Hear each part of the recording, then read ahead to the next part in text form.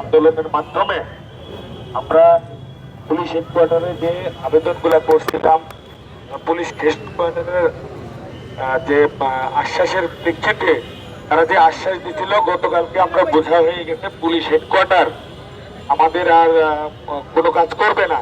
তারা যে 80% 90% এখানে বলছিল যে তোমাদের সাথে বৈষম্য করা হয়েছে এবং তোমাদের সাথে অন্যায় করছে, অমানবিক কাজ করছে এবং তোমরাও বৈষম্য শিকার, আমরাও বৈষম্য শিকার।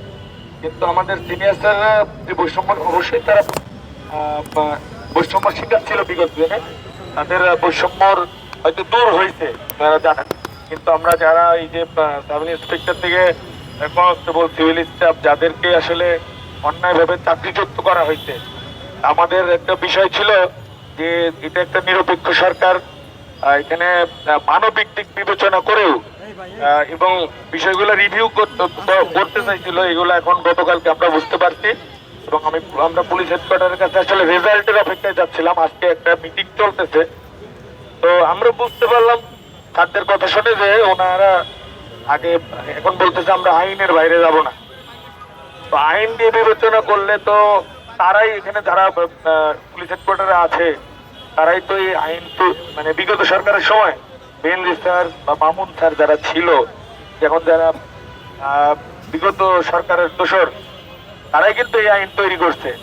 এই আইন তৈরি করে শুধু পাবলিক জনগণের বিপক্ষে ব্যবহার করেনি, পুলিশের বিরুদ্ধেও কিন্তু ইয়ে করছে। যারা একটু প্রতিবাদী ছিল এবং তাদের অন্যায়ের প্রতিবাদ করছে বা সাই দেয়নি, তাদেরকে কিন্তু ডিপার্টমেন্ট থেকে দূর করছে। তো আমরা গতকালকে রেজাল্ট জানার পরে আমরা কর্মসূচি দিয়েছিলাম যে আমরা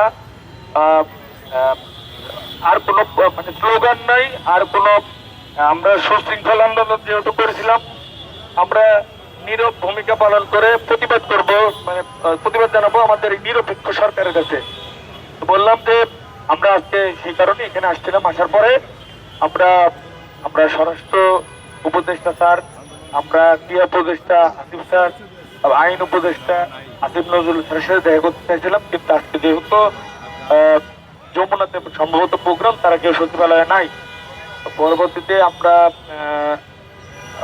সিনিয়র সচিব আসিফুল গনি স্যারের সাথে দেখা করার কথা বললে উনি দিয়ে যাইতে লেগে আমরা ঠিক 1 মিনিট কথা বলতে পারছি এবং আমরা বলতে স্যার আমরা বিগত সরকারের সময় বৈষম্য শিকার এবং আমাদের চাকরিচ্যুত করা হয়েছে। উনি বলছে যে আওয়ামী লীগ সরকার কি সব খারাপ কাজ করছে।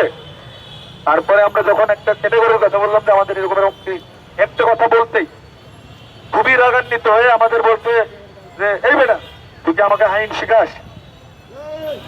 এটার প্রমাণ আমাদের কাছে আছে, যদি মিডিয়ার ভাইয়েরা চান প্রমাণ দিতে পারবো।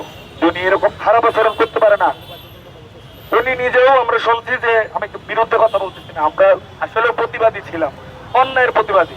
আমরা ওনাদের এতগুলা পরিবার, 2200 পরিবারে যদি 4 জন সদস্য করে ধরেন কতগুলো সদস্য, তাদের যে হাহাকার, তাদের মনের কথা বলতে আমরা এই 5 জন সদস্যকে দিলাম, তাহলে কি 1 মিনিটে বলে দুর্ব্যবহার করে করতে পারে? তারপরে আমার মনে ব্যবহার করছে, খারাপ ব্যবহার করছে। এখন ঘটনা হচ্ছে আমরা ইনাদের কাছে আমরা বিচার পাবো না। আমরা যারা এই নিরপেক্ষ সরকারে আছে, যেমন উপদেষ্টা স্যাররা আছে, আমরা তাদের সাথে ছাড়া আর কোনো কথা বলবো না। আমাদের ডিসি স্যার আছে এখানে এবং যারা আছে তাদের কাছে একটা আহ্বান স্যার থাকবে যে স্যাররা যেন আমাদের একটু উপদেষ্টা স্যারের দৃষ্টি আকর্ষণ করে, এখানে যারা দায়িত্ব আছে, আগামী রবিবার, ঠিক আছে, আগামী রবিবারে আমরা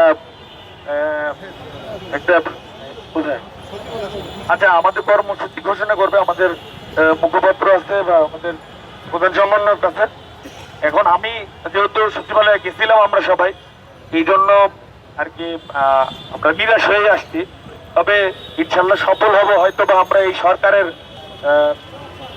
সরকারের যারা উপদেষ্টা আছে নিরপেক্ষ সরকারের, এবং আপনারা যদি পাশে থাকেন তাহলে আমাদের সাথে প্রত্যেকটা অন্যায়ের বিচার আমরা হয়তো পাবো। এই বৈষম্য কিন্তু এখানে দূর হয়নি, বৈষম্য নতুন করে সৃষ্টি হয়েছে। আমার নাম সাদ্দাম। আমাদের কর্মসূচি গ্রহণ করবো, সমস্যা ঠিক আছে, আমরা একটু ঘোষণা করতে